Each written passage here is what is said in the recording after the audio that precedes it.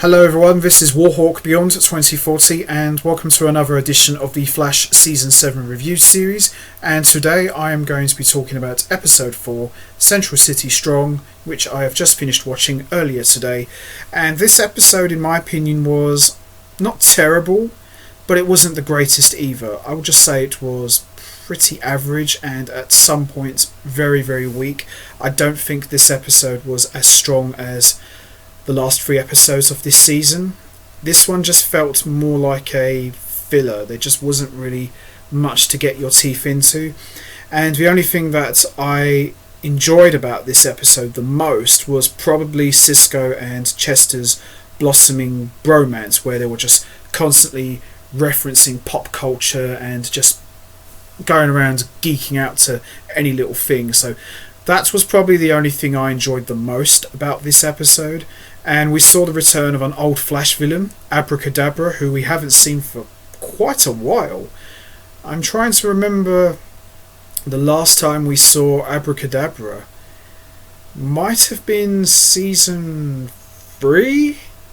I'll have to go back and check, but it's been a while. Let's just say that. And I don't know really, just he didn't really do much that I thought, oh wow, you know, this is something really big or really dangerous is going to happen. It just didn't really seem like much of a threat, and this just felt more like a filler. But as I said, there were some good bits that I enjoyed about this episode, but by and large this won't go down as one of my favourites. But with that all said, let's get right into it. Let's talk about episode 4, Central City Strong.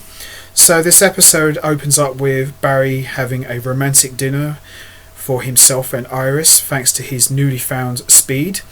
Now, as we all remember, for nearly what seemed like forever, all of season 6, or at least the second half that is, all the way up to the beginning of season 7, Barry was losing his speed, and at one point he had hardly any speed.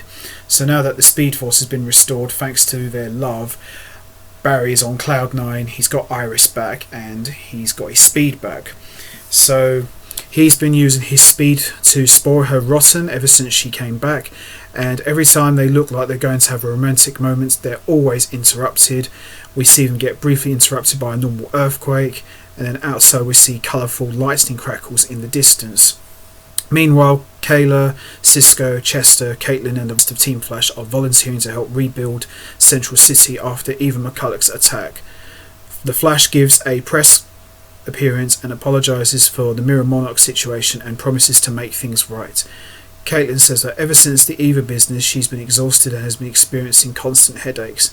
Allegra is dodging Iris but eventually shows up at the office, but has to tell Iris that the article she wrote isn't awful.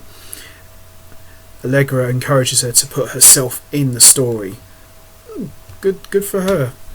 That night, Abracadabra shows up and kills someone at the construction site with a fancy card trick before reducing a shed to a small, extremely heavy object.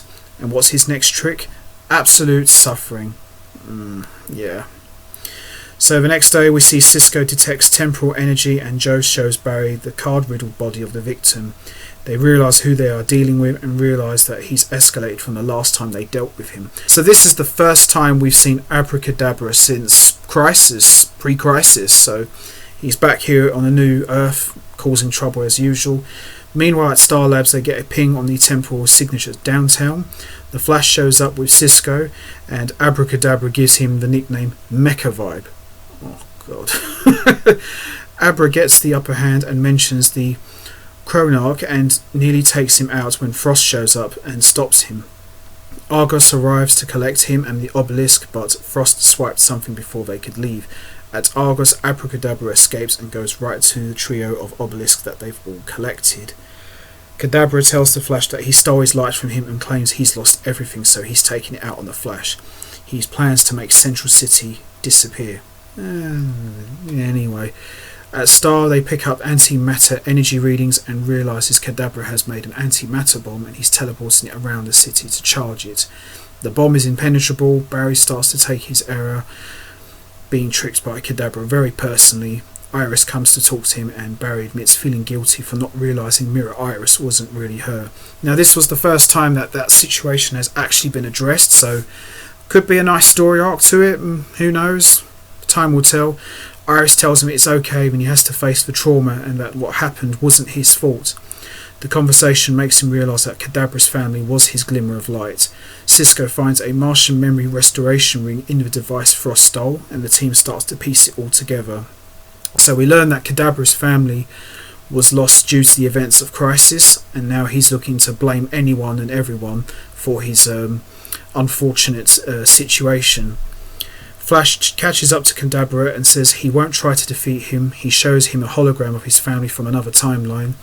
Kadabra says that he started having memories about this alternate timeline and realises that things were tied to the Flash, and that because Flash didn't vanish in Crisis, his family did instead. The Flash tells him about losing Oliver and tells Kadabra that he can't go back to that timeline because it's gone. The Flash appeals to him as a scientist and makes him run the odds. When he admits he knows it won't work, Barry tells him the only way to heal is to face his trauma. Kadabra deactivates the bomb, they call a truce, and suddenly there is an earthquake that isn't caused by Kadabra. Some other massive threat shows up. Kadabra tries to use the anti-bomb on it, but it has no effect. Kadabra is taken out, and nothing the Flash does helps either.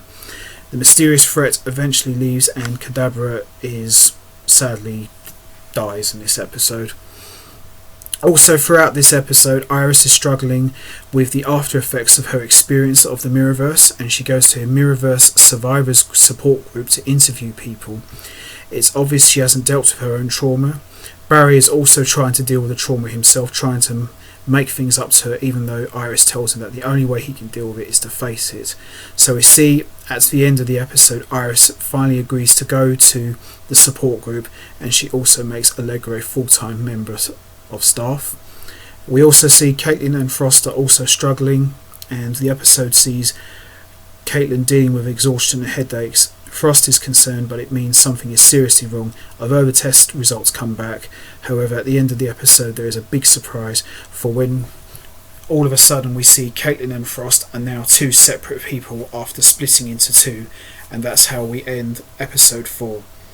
Like I said, apart from that little moment where Caitlin and Frost split into two people, and Chester and Cisco geeking out and having a little geeky bromance, this episode didn't really have a lot going for it. I mean, I know they're still dealing with the aftermath of the whole Mirrorverse thing, but this episode just was pretty average. I mean, it was okay for what it was, but I look forward to the next episode. You know, hopefully something juicy might happen that we can really get our teeth into. So that's it from me. I'm going to wrap up this review. What did you think of episode 4? Did you enjoy it? What's your thoughts on Caitlin and Frost now two separate people? Do you think one could die, or do you think they could both coexist in this Earth? What about Cisco and Chester's bromance? Did you enjoy that? And also, what was your thoughts on Abracadabra's intentions regarding trying to take out everyone due to what happened to his family in the events of Crisis? Did you think his motivations made sense, or do you think they could have been a little bit more extravagant? You know what to do, guys. Hit the like button, hit the subscribe button, leave your thoughts and comments down below, and I will be back next time for another edition of the Flash Season 7 review series, where I'll be talking about episode 5, which I'm hoping will be a lot better, and it should be good. So until next time, take care everybody, and stay safe, and once again, thanks for listening.